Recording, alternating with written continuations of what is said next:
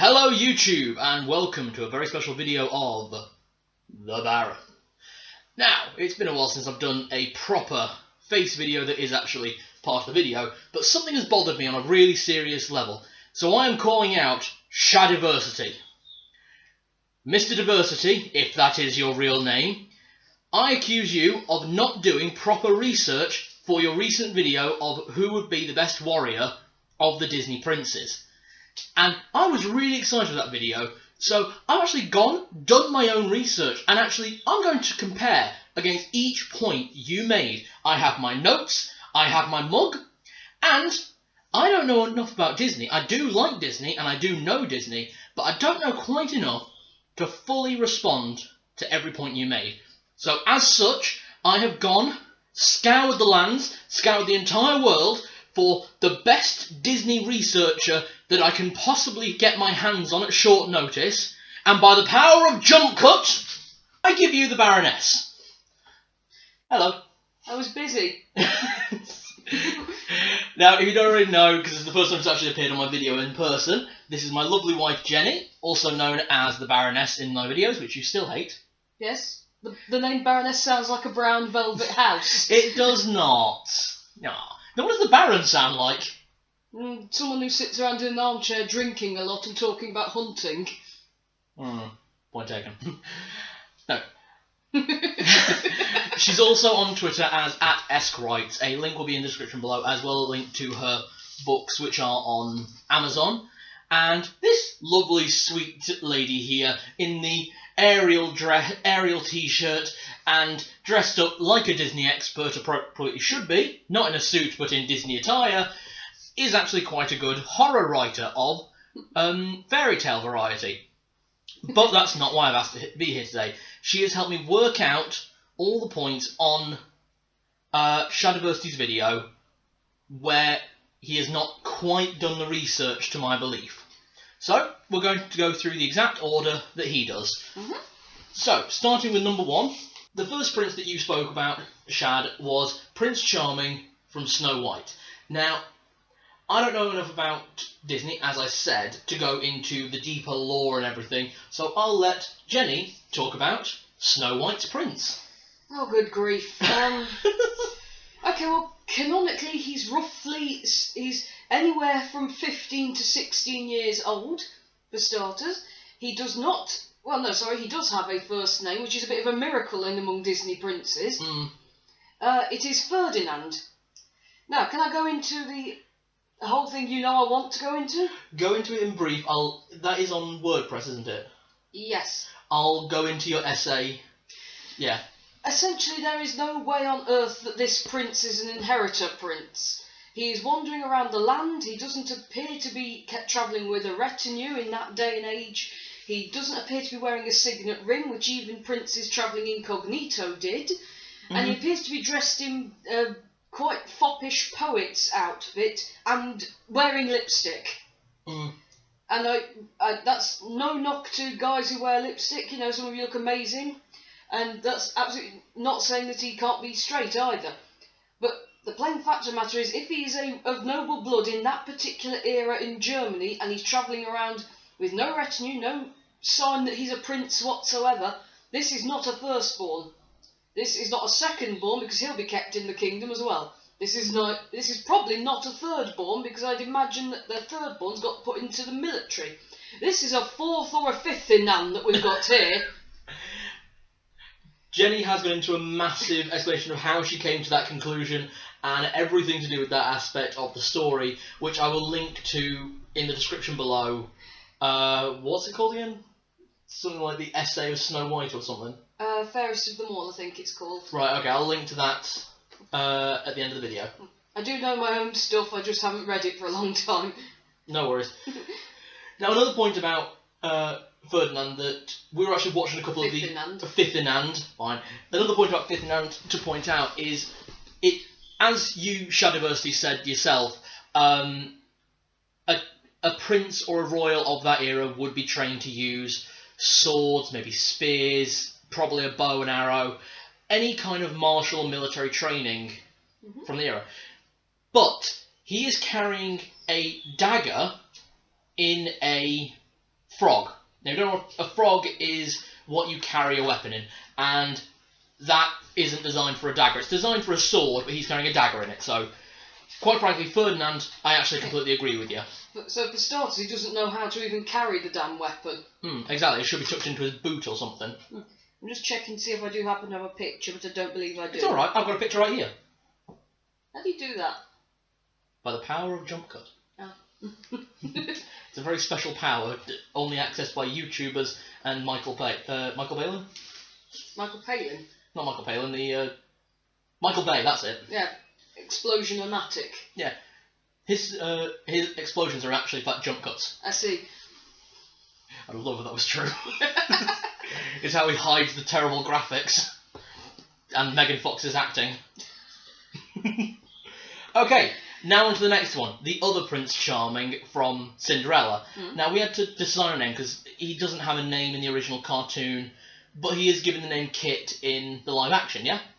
That's not to say we're counting the live action, because if we did, well, for starters, a number of the princes are taking the level in Badass, and a number of them aren't, which doesn't seem fair. So I'm looking over my notes here, so, yeah. We're going sheerly by their own animated canon. Yeah.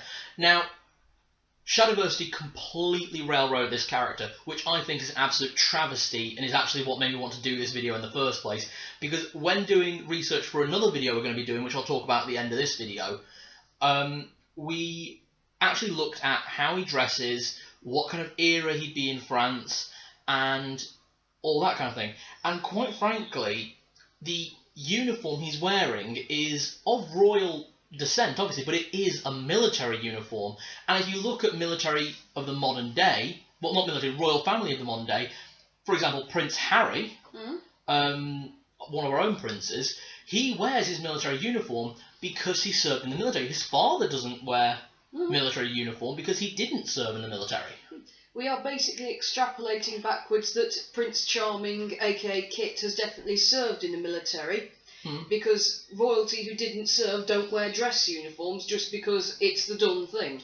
I mean, even our second prince was Harry, and then it's... Sorry, because it goes Philip, Charles... Oh, William. William, yes. William did serve. And again, he did used to wear his dress uniform a lot. He doesn't so much anymore. He did for the wedding, though. Yeah, because that's a big event one. But there we go. So, royals that serve wear military uniform. He is wearing a military uniform, so therefore he must have served. So then we just have to work out what's his uniform from. Now, France in that era, because Cinderella is a French story by origin, right? Absolutely, yes. Charles Perrault. Charles Perrault. I was going to say Charles Thoreau, but that's this guy. Charles Perrault, originally called the Little Glass Slipper. Yeah. And France in that age had a military service, had national service. So he would have had to serve for at least 2 years anyway, so that makes sense. And then we look at what the kind of uniform is. To me, it looks very, very high-end Napoleonic. And if it's high-end Napoleonic, so probably like a couple of I'm using Napoleonic for an era. So we're talking like 1500s to 1700s, when Napoleon was around, right? Yes, roughly. Yeah, it was around that kind of era, because it was pre-Victorian, I know that. And the big thing that France used in that era, especially Napoleonic, was cavalry and cannons, which means he must have been either cavalry or... a cannoneer. Artillery, yeah. So we then just have another look at his uniform, and what does it match closest to? It matches much more closely to that of a cannoneer's uniform. So here are a couple of examples. So here's Prince Charming. Here is a Napoleonic cannoneer's uniform. Here is also a Napoleonic cavalry uniform, just for argument's sake. Was it? No. Just poking it. Okay. Don't mess with the jump cut. It might scare it. I think that goes through everything. He would have been trained to sword fight. And also, actually, Shadiversity yourself, you actually say that royal families are trained to sword fight, military, martial arts. So why did you automatically discount Prince Charming, who is the firstborn inheritor? You would have absolutely had military training. By your own rules, quite frankly. So to discount him is to prove that you did not do the research in the first place, quite frankly. So far, what we've definitely proved is this boy has done military service to presumably quite a high level, because he is shown to be wearing medals. Exactly. Especially in the live-action one. Which we do then have to go into, but they got more details that they wanted to use in the live-action one. And in the live-action one, it's a very slightly different era in France's history, so... But it is still that Napoleonic era. Yeah. Okay, the next one we've got is Eric. Again, you completely lambasted over it. You didn't go into a lot of things that I actually noticed when rewatching Little Mermaid and Little Mermaid 2. So, quite frankly, he would have been part of a naval military. Yeah? So, raiders, privateers, merchant navy, that sort of thing. Even if those were all he did, and it wasn't actually full-on navy, that is still a lot of training. That is a lot of very strong footwork, strong arms due to rope rigging. Very strong straight off the bat. And he is shown to be doing all the work in among his men. It's not like he's just gone for a joyride and he's letting his crew do all the work. Exactly. He's actually taking part.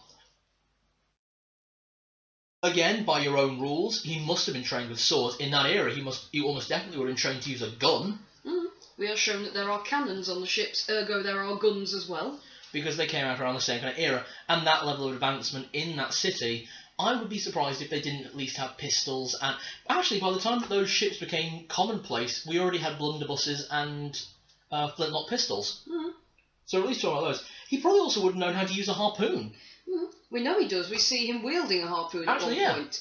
I mean, you basically have to consider the plain fact as well that Eric's personality-wise, he's the sort of guy who'll go out and learn this whether he's supposed to or not. Exactly. Screw Grimsby. You know what? You went into yourself about how he fought Ursula, the sea monster, as you put it. Here's the thing. He didn't flinch going into that.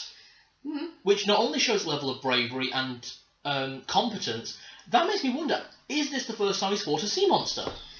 My next thought is, in terms of the sheer level of bravery about this guy, I'd actually say rather than looking at the fight with Ursula, when the ship is on fire, this guy goes back into the boat for his dog. Yeah, he loves that dog. But that is a sheer level of bravery. He makes sure his whole crew are off the ship first before he abandons, and then he realises his dog's not there. Yeah. And goes back into a burning ship full of gunpowder. And probably rum. Right, and last point, and... Oh, I've got one other as well. Oh, go on. He's definitely got a very good stamina control of some sort, because he can hold his breath for a hell of a long time. So at least very strong lung capacity. Which does count. It's an advantage your opponent might not have. Exactly, and the longer you can hold... The bigger your lungs, the more you can keep going. It's stamina. It's why Gurkha mercenaries in World War II were so formidable. Yeah. Sheer level of stamina. Because they had the massive lung capacity, obviously training and living in the mountains, coming down into more oxygen-rich atmosphere, their lungs got bigger and they could keep going. So, yeah. And actually you get a similar effect with, like, pearl divers. Yeah. Because some of the best pearl divers in the world can hold their breath for up to 2 to 3 minutes to get the pearls. Exactly. So we know that Eric has got an incredible lung capacity. I mean, he's swimming around underwater doing harpoon battles with Ursula. Yeah, doing harpoony shit with Ursula. Exactly. And the last point, actually, is the uniform he got married in. And here again is the uniform that he was wearing just day to day. And actually here again is the uniform from the second film after it's Melody's christening boat thing. Yeah, Melody's introduction to Grandpa. Yeah. Each time the place is sash, and the sash is actually meant to be how you carry a sword, especially in naval military, is always on a different side. That to me leads to think he might be ambidextrous. We could claim Disney just being inconsistent about their art, but it was the sequel. But it's actually far more likely, given that it does switch sides even in the original. Yeah. That, as you say, he's ambidextrous. Now, we know he's not a lefty because we see him holding his sword in his right hand. But the thing is, in that era, Christianity was very strong. And Christianity, one of its big things was training out left-handedness. My dad's left-handed. He still remembers times when he'd get beaten with a ruler over his left hand to try and train him to write right-handed, and that was only 50, 60 years ago. Mm-hmm. As we're talking 50 years ago. Yeah. Yeah. So think about how much worse it would have been back then. And you're not telling me that he didn't have tutors that would smack him around a bit. Yeah, royal families tend to. Exactly. They get some of the worst ones. Even considering he's the only child of that family as far as we can tell, and that's a different video altogether. Hey, let's face it have been Grimsby was his teacher, and Grimsby got no problem slapping him around a bit. Oh yeah, Grimsby definitely looks like he would have been a bit of a BT tutor. Yeah, exactly. He's only stopped it because Eric's bigger than him now. I could snap him like a little old man's stick. That's because he's a little man's stick. Exactly. I like Grimsby. I think Grimsby was one of my favourite characters in that film. We might have to do at some point a video top 10 Disney royal advisors or something. Yeah, and maybe not top it with Jafar. Yeah. Because he wasn't actually that good at advising. No, he was really more a bit of a hypnotising murderer. And that actually works as a segue, because the next one we go into is Aladdin. Now, you put Aladdin actually a lot higher than I think you should have. Because he has any right to be. He's a street rat. He's a coward. He gets the advantage from his monkey, Abu, and yeah, he gets a height advantage from Carpet, but Carpet, one good slash and Carpet's out. Yeah, and frankly it is just a monkey, and I know you're still going to freak out if it launches itself at your face, but Abu's a little bit of a coward as well. Yeah, he's there with a sword, then two other guys draw swords, and then he runs away. Aladdin's got the advantage because he runs away a lot. Yeah, but that stops him instantly from being a warrior. That instantly throws him to the bottom of the pile, even compared to Ferdinand. Which, by the way, if you're batting lower than Ferdinand, have a good long look at yourself. Yeah. Ferdinand. Okay. Speaking of multiple in line, Hans. Is he 12th or 13th? 13th. He's 13th in line for his own throne. We know he knows how to use a sword, and you gave him a lot of points for killer instinct. And honestly, it looks like he probably served in the military as well, judging by his outfit. He wears basically the same clothes as his guardsmen / assassins. So we can maybe extrapolate that he must have done some kind of national service, possibly. Which I honestly think he probably did, because if he is really 13th in line, his parents give exactly no sods about what he does with his time anymore. Exactly. To quote myself, honestly, this guy could have taken up pole dancing for all they would have cared. Nice. So, I actually agree with you, he does get some points for having the killer instinct. He's one of the only princes that's ever been shown to be willing and able to kill. I think he probably gets points for sheerly being a lot more intelligent than most, because he sends assassins in, doesn't go in himself very often. Exactly. Unless it's typically necessary, because deniability. Oh no, I didn't know they were going to do that. Exactly. And he's able to twist things around to meet his own ends. Yeah. The only reason he even fucked up was because he told Anna what he was planning at the very end. Like any villain, he monologued. Yeah. And then didn't make sure she was dead before he left the room. You also discounted Kristoff, who is the big guy with the reindeer, as you referred to him. This is also why Jenny is here, to make sure I get these names right. Anyway, so you discounted Kristoff. And he's going to be Prince. He's going to marry Anna. There's no way of hands about it. No. Canon couple. It's a canon couple, but Frozen Fever proves they're together. And Elsa approves of this one. Yeah. He's lovely, he's big, he's friendly, he knows how to get ice. He appreciates ice. And what's more, they're actually having a relationship before they just say, yeah, we're getting married. Exactly. So he's bigger. So he's huge. So he is going to be Prince for starters. Yeah. So or at least Princess Consort. Yeah. But either way, that still makes him in the royal family. Yeah, you can't discount him sheerly on the fact that he's not royal. And quite frankly, they're probably going to be the ones to propagate the family line. Yeah. Because we haven't seen Elsa with an interest in anyone, male, female, animal or vegetable. She's got Olaf. He's a carrot. But it's a bit difficult to sire an heir with a carrot on a snowman. You see my point? But yeah, Kristoff is big and strong. He's huge. He's a mountain man. He's got his ice axes. In terms of his strength, we see him swinging baby trolls around as if they weigh nothing. Yeah, and if they're literally just made of boulders, that's literally on par with strongman training. Now, he's not, as you say, he's not been trained to use a sword. But he does have his ice axes. Hmm. And they are lethal. Yeah. The shape design, they're designed to cut through ice, pierce rock, and etc, etc. And he uses 2 of these at once. And if we're accepting Frozen Fever, I suppose we do also need to go into a bit on Once Upon a Time, where we see him dual-wielding them in combat with Hans' brothers. Hmm. So he's at least tougher than Hans. Yeah, but a lot of people are. True. Also, he has Sven. He has got a pet reindeer. Yeah. Now, he's a lovely, cute, cuddly thing, and they are also the same creatures that pull Santa's sleigh. They're also really massive, nasty cows with branches on their heads. Yeah. That don't like people much. To quote Grand Santa from Arthur Christmas, the reindeer is a noble, grand, and great creature, but it's also a puddle-headed idiot with twigs on its head. Hmm. Now, Sven is highly intelligent by standards. Also, they have trolls, so they've got magic. So he does command the loyalty of magical trolls, and I don't think he's above cheating in a one-on-one fight. I think that's why he gets an advantage there. Yeah. Okay, you went into someone I don't know on a massive level, which is the characters from Enchanted. I saw Enchanted years ago. It was good. It was pretty interesting. It was another live-action cartoon a la Who Framed Roger Rabbit, which I love. Mm-hmm. And not just because of Jessica. Love you. Love you. What, you love Jessica too? I do. Everyone loves Jessica. Yeah. Yeah, but you went for Edward from Enchanted. And he's a prince. He's shown using a sword.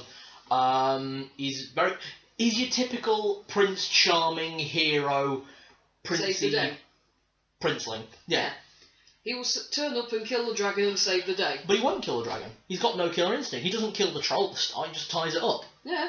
As you say, Shad, you did honestly say that, yeah, he deals a lot of damage to a troll. He hunts trolls. He doesn't kill them by the looks of it. It looks like he just ties them up and lets them go, because the troll's quite amiable. And once that gets around like 1 or 2 trolls, the trolls are just going to stop putting up a fight. They're just going, oh yeah, this idiot's coming around hunting us, he thinks he's a hero, let him just bounce you around a bit, tie you up, leave you there, he'll go away, we'll come untie you. Yeah. Hell, it might be the same troll for all we know. For all he knows as well. Yeah. I mean, he doesn't look like he's a social reform warrior of the people, so I think he might be a massive troll racist. I think all trolls look the same. Possibly. I mean, we do know that, I can't remember the name of his little advisor bloke, but... Oh, Wormtail. Yeah, Wormtail, we'll call him for this film. Does say, oh, I keep distracting him with all these troll hunts to stop him from meeting a girl. So, yeah. For all we know, these are domesticated trolls.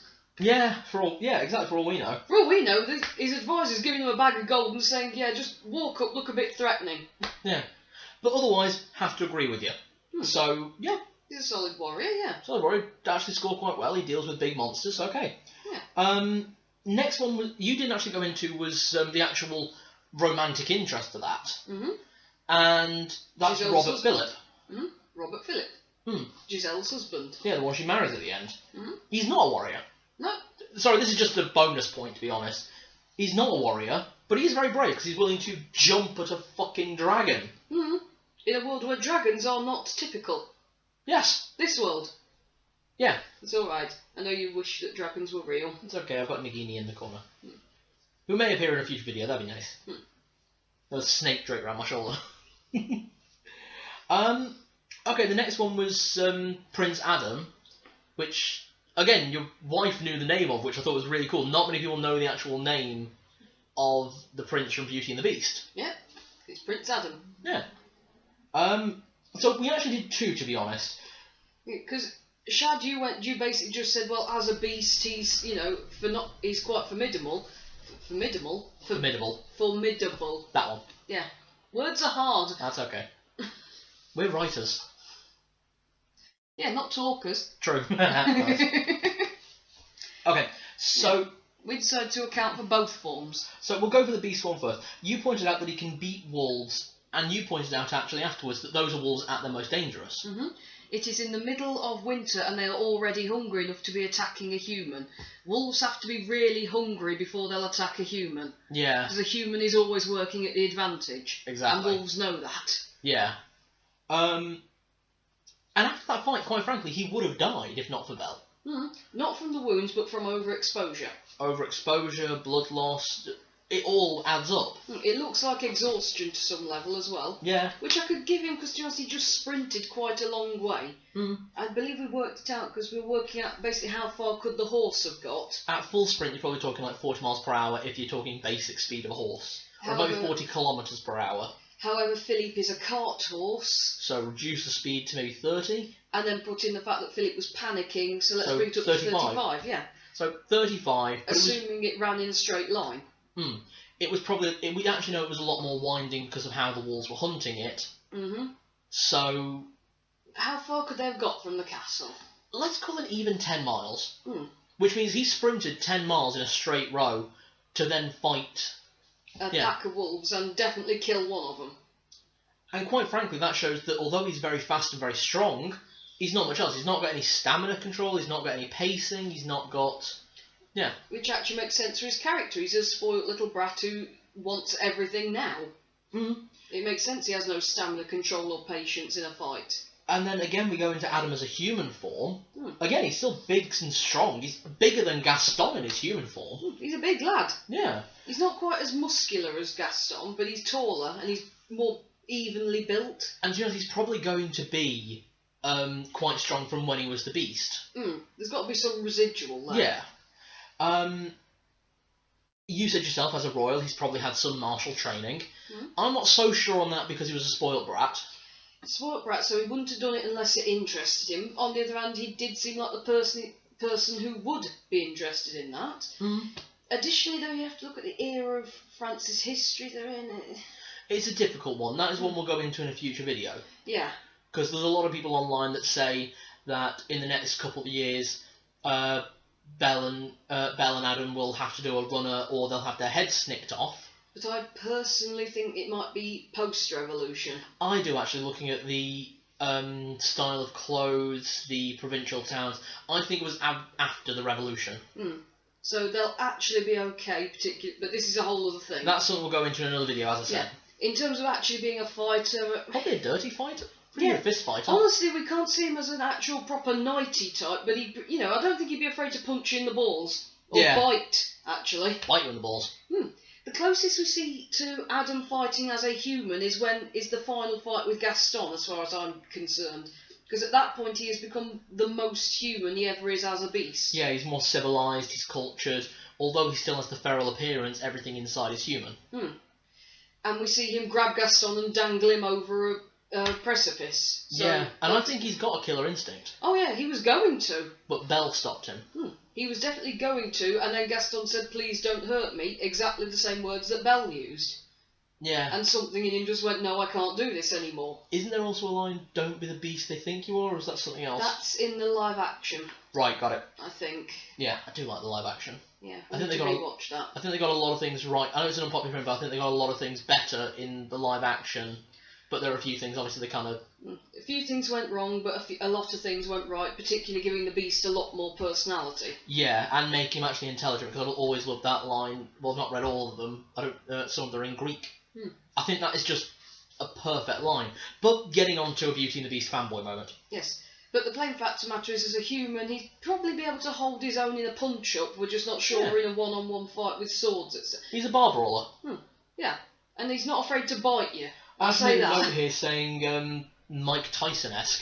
So he's a bit like Mike Tyson. That's to do with the stamina thing. He's a sprint fighter. Yeah, you can outlast him that first 2 or 3 rounds. Yeah. Because if you actually look at any of Mike Tyson's fight from when he was still a boxer, well, still a professional boxer, he could usually beat people in 1, 2, 3 rounds, but if it went further than that, he just started to lag and lose it. And that was when he would start to get a bit bitey. Literally. No, bit someone's ear off. No, I know. Yeah, Mike Tyson is a great fighter, but he scares me. Okay, anyway, Naveen. Oh God, Naveen.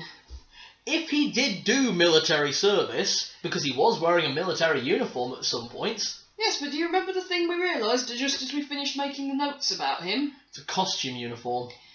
How do we know this? His little brother's wearing... His little brother is wearing the same uniform. And you cannot tell me that a child aged 6 Or 7? 6.5. That's it, 6.5. Because Lottie asks. And by the way, that's creepy. I love Lottie to pieces, but still.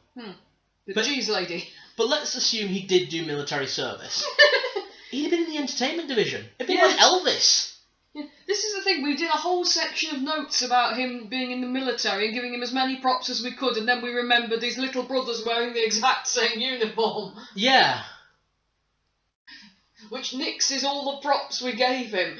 Exactly, yeah, because that was all going under the assumption that he'd been in the military, maybe a navy or something. He'd done some basic training. And even when we were doing that, we were saying, oh yeah, he might have been the entertainment division, like I said, like with Elvis was, going out to entertain the troops and just being one of the lads. Buying everyone a Cadillac when they said they liked his hair. Buying someone a helicopter or something. Yeah.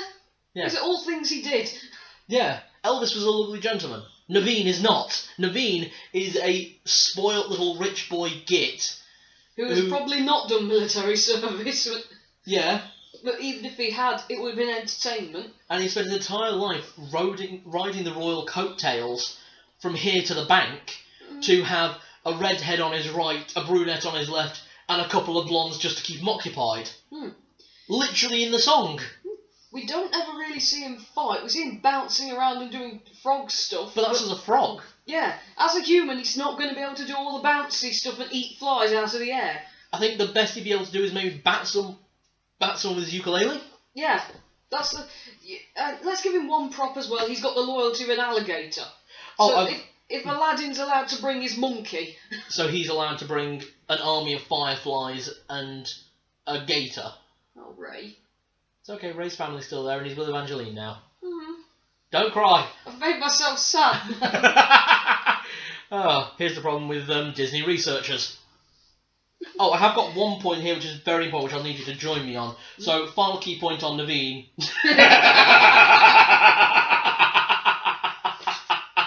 So, yeah, Naveen, not a warrior. Not a warrior. He'll be busy, sleeping with all the other princesses who are occupied at the bar while their husbands are being warriors having fights. Yeah. Here they go, so your name is Jasmine, is it? And someone who might actually join him there is Flynn, or Eugene. Oh, jeez. Look, we're giving Flynn a few more props because he's undoubtedly brave. Yeah, and he's pretty decent with a frying pan. As you yourself said, Shad. So, with this, mostly agree. He does have a little bit of controlled magic with the smolder. Yes. You discounted his magic altogether, the smolder. Yes, which appears to work on men and women. Not horses. Not horses, Rapunzel or bandits. It'll probably work on Mother Gothel, weirdly. Oh, it'd definitely work on her because he'd be flattering her vanity. Exactly. And, to be honest, the last point here on why Flynn's actually quite useful, rather than being a warrior or a rogue or something like that, he's actually the ammo that you launch at the enemy. Yes. As seen... Yeah. Someone throws him, don't they? Yeah, it's Vladimir. Yeah. Exactly. Yeah. The bandits, now they're your solid warriors. Yeah, but that's an armed force. Flynn individually not a warrior, but he is the one you pick up and throw at the enemy. Exactly. Along with the dwarf. Along with the dwarf. Yeah. And the last point, actually, the last prince to go into, and quite frankly, have to agree completely with Shadiversity here. Quite frankly, first and last, completely agree with everything in the middle, where it was like, I felt like that could have been a lot better, and felt like the research could have been put in a bit more, and you could have actually thought about it. The whole video, to me, felt a bit like a phone-in and a joke, when I've come to trust your opinions and videos for so much. It felt a bit lackluster. Certainly at least look up their names. Yeah. All this info is available online. Exactly, yeah. And the last one you went into was Philip. And I absolutely agree. Great knight, great warrior, took out a dragon with a sword, shield and horseback, which is not actually a combination that's very good on a horse. No, because the whole time you're trying to operate your shield, you've got to avoid the horse's head, which is here, and the horse is already freaking out. And likewise with sword, and then you've got to steer the horse with your knees. Presumably, yes. Yeah. You've not got a hand free. Exactly, yeah, so... And he does go and fight a dragon. You mentioned his final move. Oh yeah, he actually threw a sword and it was aerodynamically charged with magic, but it still made the hit. And I don't know how good at magic those three fairies were, for saying how inept and stupid they were. They managed it for 16 years. But they fucked up on the last day. They wanted to give her a nice birthday. Well, it's very nice, but give her a birthday present when it's actual birthday, instead of like fucking up on the last day, ruining everything. All right, but the point is, they imbued the sword with holy magic and killed the dragon. Exactly. So there we go. So this is my. And the ones that we're discounting, he mentioned Shang, I believe. Yeah, he discounted Shang as well. Okay. I actually agree with his discount list because they weren't princes at all. Okay, that's fair enough. But if that's his cut-off point, then technically speaking, Aladdin should be getting cut off as well. I believe his opinion was those who married in were also okay.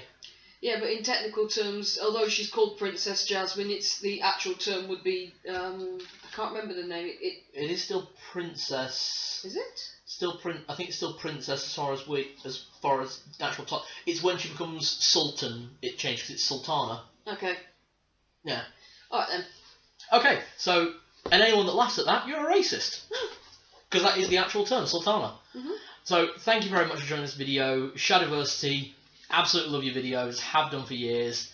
And, yeah, I just thought it'd be quite a fun video to do as a response. And it actually puts a leg up for something I've been wanting to do for a while.